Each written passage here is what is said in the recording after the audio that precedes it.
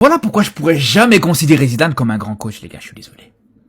Le mec, il va entraîner que les grandes équipes. Et c'est pas que les grandes équipes, c'est que les meilleures équipes. Que les équipes avec les meilleurs effectifs, les gars. Ça fait 4 ans, le mec, il s'est fait virer du Real Madrid. Il a toujours entraîné personne. Alors qu'il avait des propositions de Manchester United, de la Juve, de plein d'équipes différentes, du Bayern. Mais voilà, lui, tant que c'est pas l'équipe de France ou le Real Madrid, tant que c'est pas les meilleurs effectifs du monde, il veut pas entraîner, les gars. Donc déjà, quand on voit qu'il y a un manque de prise de risque et qu'en plus de ça, tactiquement, c'est faible, parce que je vous le dis, les gars, tactiquement, Zidane, c'est surcoté. Tactiquement, Zidane, c'est très faible, les gars. C'est même pas moi qui le dis, d'ailleurs. Lui-même, il le dit. Lui-même, une fois, il avait dit en conférence de presse qu'il savait que, tactiquement, il était moins fort qu'un Unai Emery, par exemple. Et on parle juste de Unai Emery.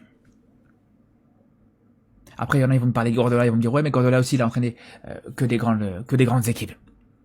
Alors déjà, pour commencer, les frérots, aller entraîner le City, dans lequel Guardiola il venait d'arriver, déjà, les gars, faut le faire. Ça, c'est une première chose. C'est pas non plus le meilleur City du monde. À ce moment-là. Ça, c'est une première chose. Et surtout, deuxième chose, les gars, là où on juge surtout Guardiola, c'est pas par rapport à son palmarès, par rapport à ses titres, mais c'est surtout par rapport à son jeu, sa tactique. C'est ça qui rend Guardiola impressionnant, les gars.